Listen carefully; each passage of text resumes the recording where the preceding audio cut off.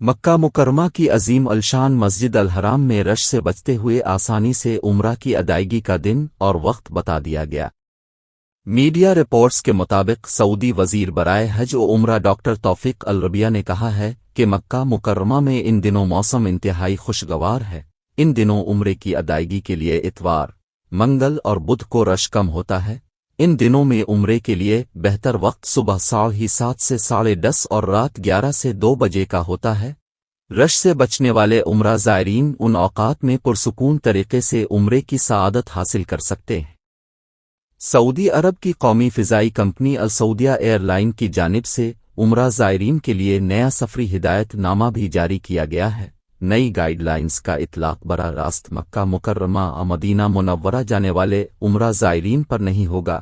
نئے سفری ہدایت نامہ میں کہا گیا ہے کہ سعودی ایئر لائن میں بذریعہ ریاض دیگر شہروں سے مکہ مکرمہ اور مدینہ منورہ جانے والے مسافروں پر وقت کی نئی پابندی کا اطلاق کیا گیا ہے، جس کے تحت مسافروں کو ڈومیسٹک پرواز کے لیے 3 گھنٹے سے کم وقت ایئرپورٹ پر رکنے کی اجازت نہیں ہوگی۔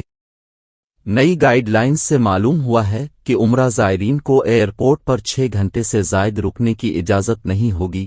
کنیکٹنگ فلائٹ کے ذریعے سفر کرنے والے عمرہ زائرین 6 گھنٹے کے اندر اپنی اگلی پرواز پر سوار ہونے کے پابند ہوں گے۔ 3 گھنٹے سے کم اور 6 گھنٹے سے زائد اسٹے والے مسافروں کو سفر کی اجازت نہیں ہوگی۔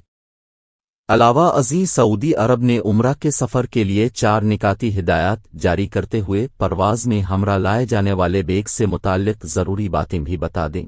سعودی وزارت حج و عمرہ کی جانب سے کہا گیا ہے کہ اللہ کے پیارے مہمانوں، آپ کو مشورہ دیا جاتا ہے کہ ہوائی جہاز میں سوار ہونے والے سامان سے متعلق درج ذیل معلومات کو نوٹ کریں۔